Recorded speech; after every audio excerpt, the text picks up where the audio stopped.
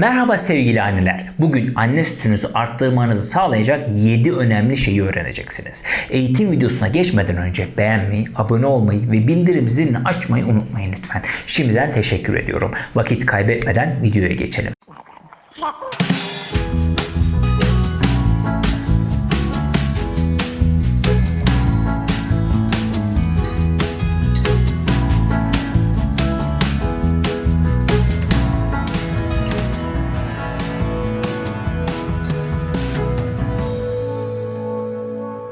Anne sütünün yeterli olup olmadığı emziren annelerin en önemli konusudur. Süt üretimi sadece anne sütünü arttıran yiyecekler ve içecekleri tüketmekle artmaz. Sakin olmak, huzurlu olmak, dinlenmiş olmak ve bize kızacaksınız ama uyumuş olmak da çok mühimdir. Bunun yanında fiziksel olarak da emzirmeye engel bir durum söz konusu olmamalıdır. Peki öyleyse bir bakalım. Acaba anne sütünü neler arttırır?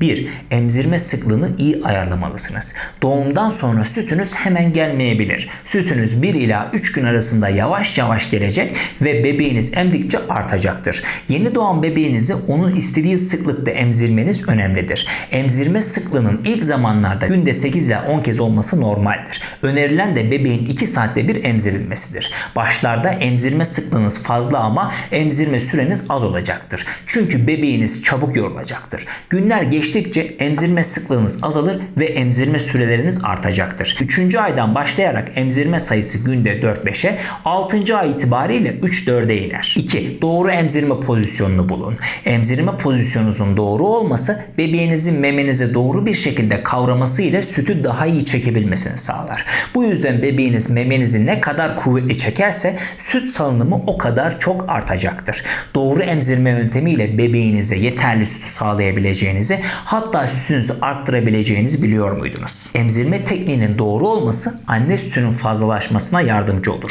Çünkü bebeğiniz memeyi doğru aldığında sütünüzü daha kolay çeker, çabuk yorulmaz. Daha kuvvetli bir vakum yapar memelerinize.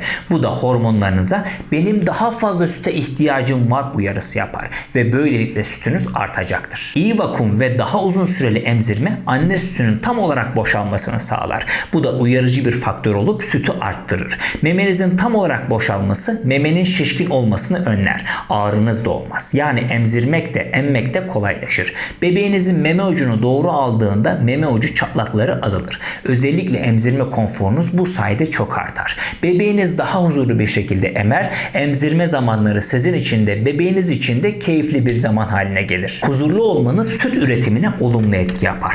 Doğru emzirme pozisyonları kucaklama pozisyonu, ters kucaklama pozisyonu, koltuk altı pozisyonu, yatarak emzirme pozisyonu olarak 4 tanedir. Siz de kendinize ve bebeğinize uygun pozisyonu keşfedip sütünüzü arttırmanın yolunu bulabilirsiniz. 3. Memenizin iyice boşalmasını sağlayın. Süt salınımının artması için en kritik faktörlerden biri memenin iyice boşalmasıdır. Bu sebeple henüz bir memeniz tam olarak boşalmamışsa diğer memenizi vermemeniz, bebeğiniz en son hangi memenizi emdiyse bir sonraki emzirmeye o memeden başlamanız, bebeğiniz memeyi tam olarak boşaltamıyorsa ya da sütünüz azsa her beslenme sonrasında süt pompası ile sütünüzü sağmanız önemlidir. Bir sonraki madde bu hususla alakalı. 4. Süt pompası kullanımını öğrenin. Süt pompası doğru kullanıldığında anne sütünü arttırmaya yardımcıdır. Bebeğiniz henüz çok kuvvetli bir şekilde memeyi ememiyor olabilir. Emiş gücü yüksek bir süt pompası süt salınımının artmasını sağlayacaktır. Süt vermemeniz gerektiği bazı durumlar söz konusu olabilir. Emzirirken bazı ilaçlar kullanmanız gerekebilir ve bu ilaçları kullanırken doktorunuz emzirmemenizi size önerebilir. Bu gibi durumlarda süt salınımının devam edebilmesi için vücuda uyarı vermeniz gerekir. Sanki bebeğinizi emziriyormuşçasına sütünüzü sağmanız gerekir. 5. Süt yapan yiyeceklerle beslenmelisiniz. Bu dönemde anne sütünü arttıran gıdalarla beslenmeniz gerekecektir.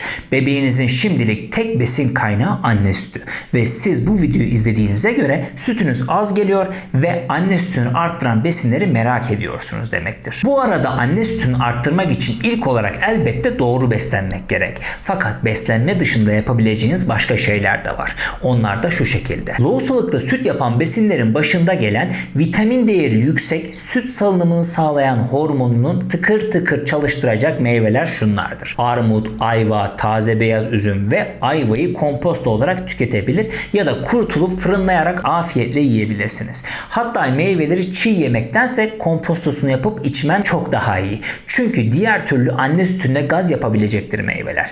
İnciri haşlayıp suyunu içmek bile sütünüzü artıracaktır. İncir vücuduna enerji de verir ki emziren bir anne olarak bu dönemde her zamankinden daha fazla enerjiye ihtiyacınız var. Anne sütü yapan yiyeceklerden biri de dut. Kansızlığa da iyi gelir bu besin. Aklınızda bulunsun. İster yemeklerini yapın, ister salatalara koyun, ister limon sıkıp yiyin. Anne sütünü arttıran gıdaların başında gelen sebze ve yeşillikler şu şekildedir. Isırgan otu, dereotu, karalahana, ıspanak ve havuç. Baklagiller anne sütüne gaz yapan yiyecekler arasındadır. Bu nedenle bir gün önceden ıslattıktan sonra yeseniz daha iyi olacak. Mercimek, nohut, fasulye ve barbunya bunlar arasındadır. Kuru yemişler hamilelikte olduğu gibi emzirme döneminde de enerji verdiklerinden ayrıca önemlidirler. Günde 2-3 adet ceviz, 10 adet fındık ya da badem yiyerek süt miktarınızı arttırabilirsiniz. Kurma yemek süt miktarınızı arttıracaktır. Araştırmalar sarımsağın bebeğinizin daha iyi emmesine yardımcı olduğunu gösteriyor. Ancak sarımsağın gaz yapma ihtimali yüksek. Bu yüzden çok az alarak bebeğinizi gözlemlemeniz ve kendinizde hazımsızlık olup olmadığını kontrol etmeniz gerek. Kimyon da anne sütünü arttıran yiyeceklerden bir diğeri. Et ve tavuk yemeklerine bol bol ekleyebilirsiniz. Sütün kanallarda ilerlemesine yardımcı olduğundan yulafla zenginleştirilmiş kahvaltıları tercih edebilirsiniz. Zengin omega 3 kaynağı olan balık yağı da süt arttırıcı yiyeceklerle eşdeğer konumdadır. Hamilelikte bitki çayı içilmesi sakıncalıydı. O dönem geride kaldı. Emzirme döneminde bitki çayı içebilirsiniz. İşte anne sütünü artıran çaylar şu şekildedir. Rezene çayı, ısırgan otu çayı, papatya çayı. Isırgan otu çayı için doktorunuza danışsanız iyi olacaktır. Çünkü sürekli içmek yerine ara vererek tüketmeniz gerektiğini söyleyebilir sizlere. Emzirme döneminde bol bol sıvı almanız sütünüzü arttırmada çok etkili olacaktır. Alkali su, maden suyu, kayısı ve ayva kompostosu, malt içeceği süt. Maden suyunu meyveli sodalar ile karıştırmayın. İkisi farklı şeyler çünkü. Kompostoya ekstra şeker koymamaya dikkat edin. Meyvelerin kendi tatları sizler için yeterli olacaktır. Bazı uzmanlar sütü de öneriyor ama süt gaz yapabilir sizler için. Gaz yapıyorsa içmeyin. Arpanın süt salınımını arttırmaya yardımcı olma özelliğinden faydalanarak üretilen malt içeceklerinden de yararlanabilirsiniz. Yüksek kalori olduğundan günde bir adet malt içeceği tüketmeniz sizler için yeterli olacaktır. 6. İyi ve yeterli uyuyun. Biliyoruz bu özellikle doğumdan sonraki ilk günlerde pek de mümkün değil. Bu yüzden olabildiğince uyumak diyelim bu bir başlığa. Bebeğiniz uyurken uyumanızı öneririz sizlere. Bu dönemde küçük küçük de olsa ev işleri yapmamaya çalışın. Arkadaşlarınızdan, ailenizden birilerinden yardım isteyin. 7. Huzurlu olun. Yeni hayata uyum sağlamak şüphesiz ki hiç kolay değil. Bir de eve giren çıkan herkesin bir fikri olması, Ayşe'nin gelinin de çok sütü varmış çünkü çok hoşaf içiyormuş gibi cümlelerle keyfinizi kaçırıyor olabilirler gelen gidenler. Çevreden gelen bu gibi yorumları kafanıza takmayın lütfen. Kültürümüzde her yeni annenin başına geliyor bu durumlar. Sizi mutlu edecek şeylere odaklanmaya çalışın. Umarım sizler için faydalı bir video olmuştur. Videoyu beğenmeyi, yorum yapmayı ve şuradan kanala abone olmayı unutmayın lütfen. İlginiz için teşekkür ederim. Bir sonraki görüşmemize dek sevgiyle kalın.